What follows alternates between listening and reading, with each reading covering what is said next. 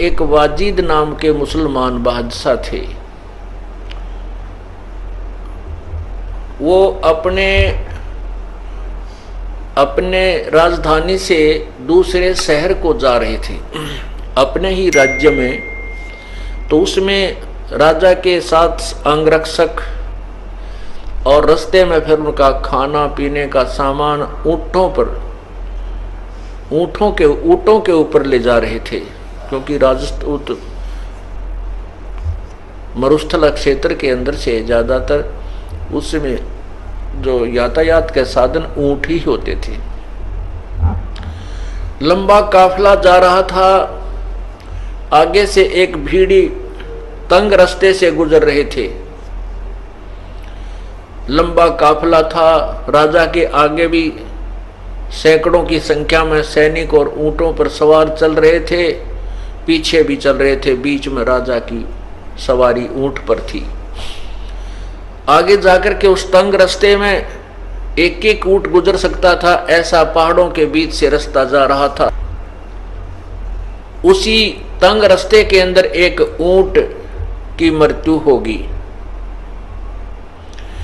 और वो ऊंट बीच में गिर गया, रास्ता जाम हो गया, राजा का काफिला रुक गया। अब बादशाह ने कहा कि मेरा काफिला मेरी आज्ञा के बिना क्यों रोका गया, इसका कारण बताओ। अब उनके साथ जो मंत्री महामंत्री थे वो गए, उन्होंने जाकर देखा। वो आकर के वापस राजा को स्थिति बताई कि एक ऊंट की मृत्यु हो गई। उसको निकालने में राजन थोड़ा समय लगेगा, क्योंकि रास्ता बहुत तंग है, काफी लंबा एक तंग रास्ते से हम जा रहे हैं। राजा कहने लगा उस ऊंट को मेरे पास लाओ। वो क्यों मर गया मेरी आज्ञा के बिना।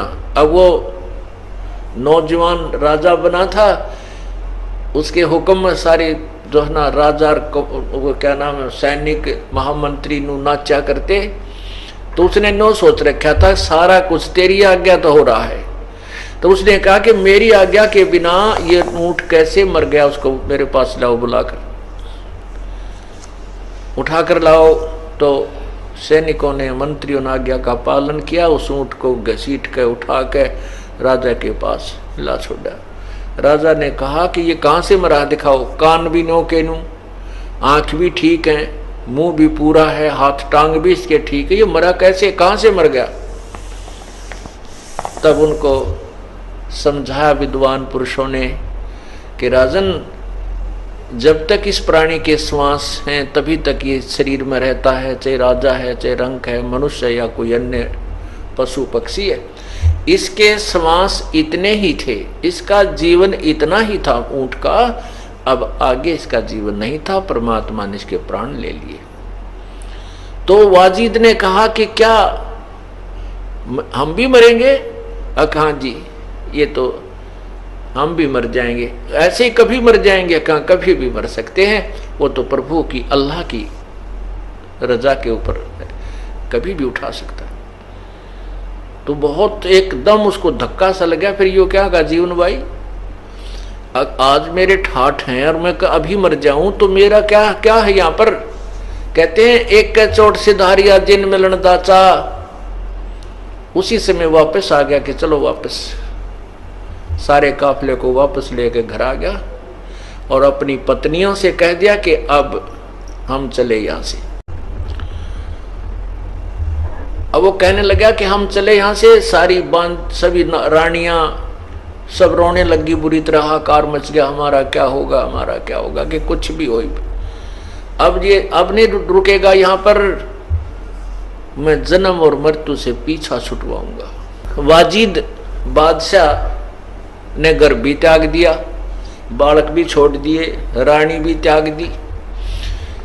अब क्या किया, जंगल में जाकर के बैठ गया। अब जंगल में जाकर बैठ गया तो भूख भी लगे, गर्मी भी सतावे, वहां सारी व्यवस्था करनी पड़ी, झोपड़ी डालने लग गया। अब झोपड़ी भी डाली उसने। दिन में झोपड़ी में रहे और कभी एक गुफा भी बना ली, उस गुफा के अंदर बैठ के तप साधना करे। पुण्यात्माओं, जब तक इस जीव को सत साधना नहीं मिलती तब तक ये प्राणी ऐसे ही भ्रमित रहता है।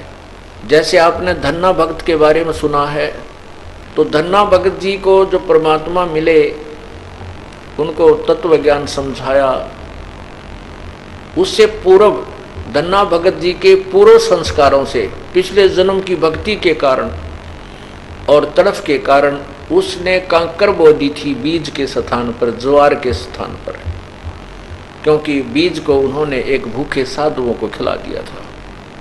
और परमात्मा ने उस कंकर के स्थान पर उनके खेत में तुम्बे, बड़े बड़े तुम्बे होते हैं, जैसे वो तुंबों की बेल उगा दी। तुंबों के अंदर परिपक्व ज्वार, हर एक तुंबे में एक बहुत बड़ा, तुंबे इतने भारा भारा होते हैं जैसे आपने ये पेठा देखा हो, इस तरह के तुंबे होते हैं, अंदर से बहुत खोखले होते हैं वो।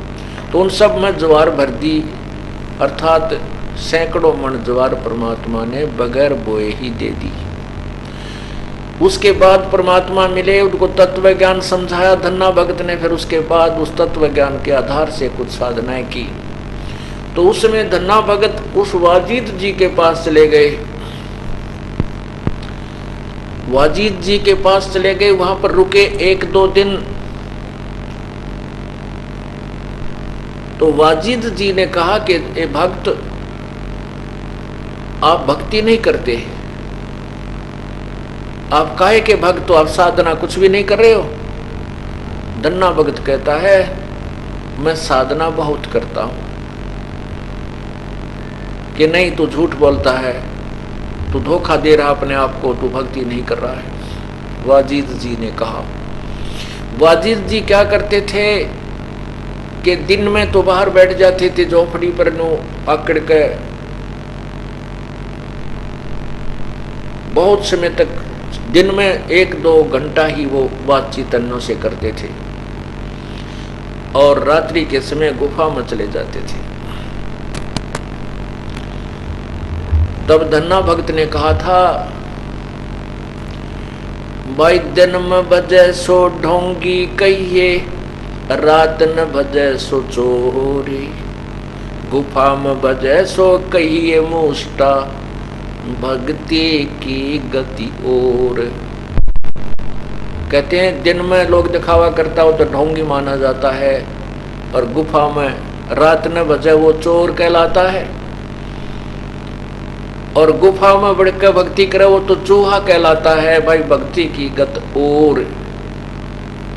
इस बात से वाजिद को बड़ा खटका लगा, कहने लगा, भाई फिर ये क्या, कैसे बात कही आपने ऐसा, और भक्ति की कौन सी स्थिति है, क्योंकि जिसको परमात्मा चाहिए वो तुरंत निर्णय मांगता है।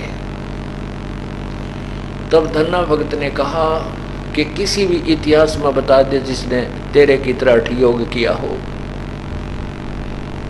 और जिन्होंने ऐसा हठ योग किया उनको परमात्मा नहीं मिला।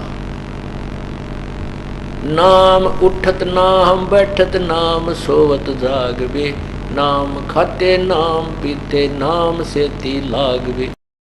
तब धन्ना जी ने परमात्मा से मिलाया, यानी वो पूर्ण परमात्मा ना जाने कितनी बार प्रकट होते हैं, लेकिन तब उन्होंने इस तत्व ज्ञान को नहीं और सार नाम को नहीं उजागर किया, लेकिन उन पुण्यात्माओं को ऐसी भक्ति दे दी ताकि उनको मनुष्य जन्म बहुत मिलते रहे, और उन्हीं मनुष्य जन्मों में परमात्मा आके संभाल लेते हैं। तब वाजिद जी ने वो जो हठ योग था वो छोड़ा, और सत साधना जो भी गुरुदेव ने उस साधना बताई वैसे शुरू की। उसके बाद फिर वाजिद जी का फिर मनुष्य जन्म हुआ। कबीर परमेश्वर जब 600 साल यहाँ पहले 120 वर्ष रह के गए, तब फिर वही आत्मा उनसे मिली, उनका जन्म हुआ दोबारा। फिर कबीर परमेश्वर की शरण में आए, और तब वाजिद जी वाली आत्मा का यानी